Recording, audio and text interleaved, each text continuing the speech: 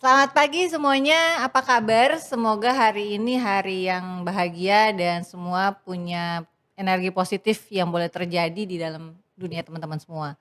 Hari ini saya lagi mau ngobrol-ngobrol seru sama adik saya di sebelah ini, coba dilihat ini adik saya loh ya. Ini adik, saya kakaknya. Iya Percaya nggak Kakak, kalau saya kakaknya?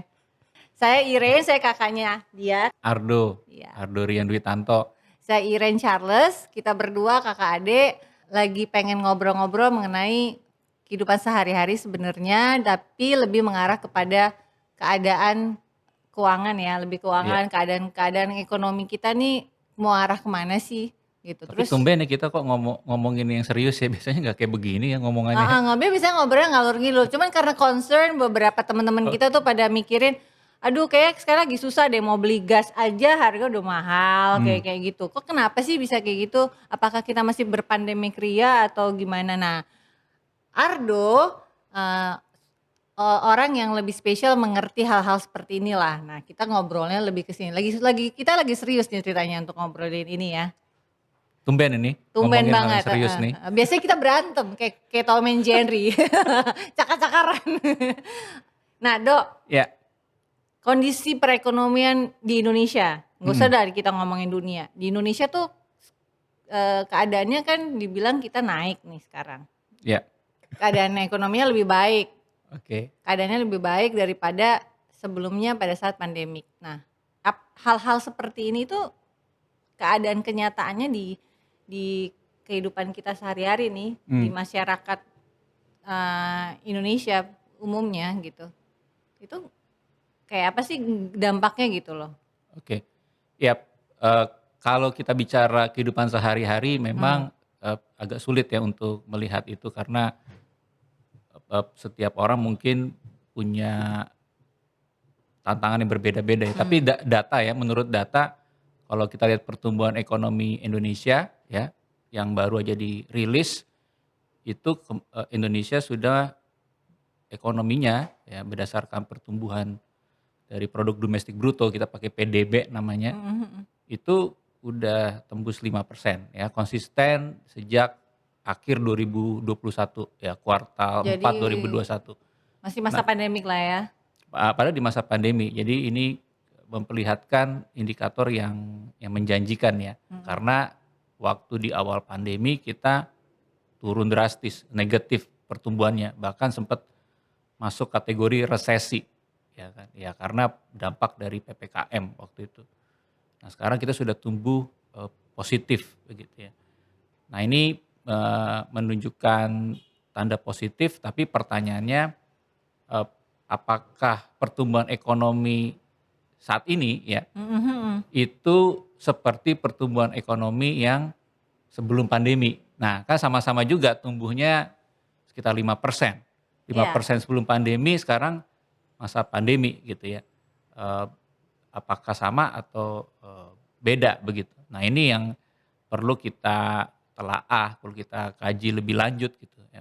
Karena temuan di lapangan ternyata mungkin ya pertumbuhan ekonomi yang saat ini dinikmati hanya segelintir orang begitu, ya kan. Segelintir orang tuh bisa spesifik nggak? Segelintir orang tuh yang mana Jadi, gitu? data lagi nih, data lagi berbicara ini dari tingkat internasional ya, Oke. yang me meng-highlight atau menyorot Indonesia itu ketimpangan ekonominya meningkat, ya Mmm. ya meningkat sehingga yang ya dengan kata lain yang kaya makin kaya, yang miskin makin miskin, itu kesenjangan ekonominya seperti itu. Mmm.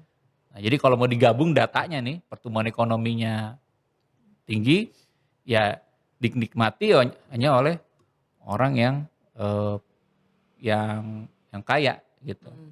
ya. Yang ekonominya finansialnya lebih lebih Betul, mandiri ya. ya. Jadi mereka ternyata selama pandemi ini bisa memanfaatkan ya situasi, mengambil peluang sehingga kekayaan mereka meningkat ya. Dan yang yang miskin menjadi makin miskin gitu ya.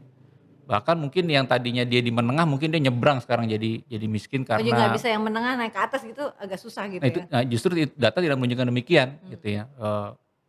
Justru itu yang terjadi sehingga pertumbuhan ekonomi saat ini dinikmati oleh semakin sedikit orang. Beda sebelum pandemi. Ya kalau sebelum pandemi lebih banyak kalangan ya bisa menikmati. Persentase kira-kira berapa tuh kalau menurut Ardo? Eh, Yang ya, sebelum pandemi yang bisa ya menikmati? persentase susah untuk menjawab, tetapi artinya sebagian ya 50% lebih kekayaan itu dimiliki oleh 5% ya penduduk. Jadi bayangkan tuh 5% menguasai lebih dari 50% kekayaan, total kekayaan yang ada di negara ini. Jadi itu data dari internasional ya menunjukkan demikian. Nah ditambah lagi kan harga-harga juga naik, ya Iya, harga-harga iya. naik, terus dan itu dikonfirmasi lagi dengan baru data keluar ya di kuartal 2 tahun ini, inflasi kita bikin rekor baru gitu ya. Jadi kuartal sebelumnya itu udah naik juga, nah ini kuartal ini bikin rekor baru ya, new high ya, all time sejak 2015. Jadi udah 4,9 dan hampir tembus 5% nih.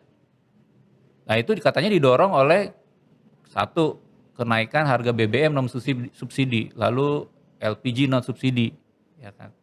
Terus kenaikan yang lain gitu ya. Nah ini menjadi apa ya, menjadi warning gitu. Apa yang terjadi kalau seandainya yang subsidi naik, ya kan, Iya. dinaikkan maka inflasinya bisa tidak terkendali begitu. Nah ini yang menjadi sorotan juga, pertumbuhan ekonominya naik 5% tapi kok inflasinya juga naik gitu ya. Ya lagi-lagi siapa yang didorong oleh konsumsi siapa? Ya oleh konsumsi orang yang tadi, yang mungkin yang 5% tadi ya, 5% yang memiliki kekayaan di atas 50% total. Mungkin seperti itu kali kondisi yang kita hadapi saat ini. Jadi prediksinya gimana nih? Sekarang kan keadaan kita tuh Indonesia tuh lebih kemana sih? Lebih udah misalnya ya di jembatan nih gitu kan, di jembatan gitu. Nah kita tuh posisinya tuh bisa nggak sih nyebrang ke sana? Apa kita di posisi masih yang ragu-ragu gitu? Maksudnya karena keadaannya kayak seperti ini gitu ya. Kan tadi Ya, naik, kita bilang kita naik, ekonomi naik 5%. Cuman kalau diperhatiin yang subsidi oke lah ya, yang subsidi kita ya, yang terima subsidi oke. Nah yang tidak terima subsidi nih, kan banyak juga yang nggak terima subsidi. Kehidupannya juga nggak beda jauh sebenarnya sama subsidi. ya, Ada kan yang seperti yang mungkin yang ada orang juga ya dia lebih baik gitu. Nah ya. ini prediksinya tuh Indonesia itu eh, udah mau di pinggir jurang udah mau jatuh atau masih bisa mau nyebrang gitu ke. Ini bicara jurang resesi ya. Mm-mm. Iya bisa ke arah sana. Ya, sorry to say ini ya, jujurly. Jujur li, oh my Ya god. kita bisa mengarah ke sana gitu. Kita bisa mengarah ke sana. Jadi indikator tadi yang disebutkan itu bisa mengatakan demikian gitu ya. Eh, Kenapa? Karena kalau nanti benar-benar nih harga BBM ya yang subsidi itu bisa dinaikkan, naik gitu ya. Saya nggak tahu nih karena pemerintah kan sampai sekarang amunisinya ya cukup lah ya untuk bayar lonjakan subsidinya. Saya dengar udah tembus 500 triliun ya. Bayangin dari seratusan triliun naik sampai 500-an triliun untuk subsidi BBM ya. Ya luar Nah biasa ya. itu luar biasa kan, spektakuler gitu. Nah nggak tahu sampai kapan kuatnya gitu ya. Nah kalau seandainya ini kan sambil berharap bahwa harga minyak dunia turun gitu ya. Sedangkan harga minyak dunia ini kelihatannya nggak turun-turun gitu, malah menunjukkan tren yang naik Mm-mm. ya. Sehingga kalau ini pemerintahnya udah nggak kuat untuk mensubsidi BBM, ya terpaksa nanti dinaikkan gitu ya. Meskipun pemerintah mengatakan ini kalau dinaikkan nanti bisa menimbulkan demo lah apa atau social cost lah. Ya, ya sampai sekarang itu kan Iya yang ya. menahan tidak naik gitu. Dan masih Tapi kayak begitu kayaknya ya, sih. tapi kenaikan yang non subsidi ini kan membuat mereka yang biasa pakai non subsidi bermigrasi pakai yang subsidi. Nah itu menambah berat lagi ya Iya, beban pemerintah untuk subsidi ini. Meskipun sudah dikasih pengertian jangan ya, jangan migrasi ya, jangan migrasi pakai yang subsidi. Tapi gimana juga ya kan, iya, keadaannya kebutuhan pokok begitu iya, kan. lagi kayak begini lagi. Nah, jadi ini memang mengandalkan kondisi aja ya, harga BBM turun gitu ya. Mmm, Tapi sampai kapan turunnya ya kita nggak ada yang tahu. mhm.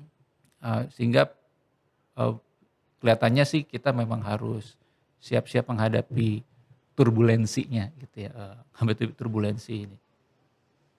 Nah, ya, terus kalau okelah, kesannya jadi kayak negatif gitu ya. Mmm, Tapi yang namanya kita kan percaya ya bahwa, kehidupan itu ada yang kontrol. ya, Nah, gimana caranya supaya kita bisa bertahan dengan kondisi, baik yang subsidi mau non subsidi, ini kita nggak bicara subsidi non subsidi, lebih ke mmm, masyarakat, bagaimana kita bisa bertahan, supaya bisa jalan gitu ya, mhm. itu gimana tuh caranya?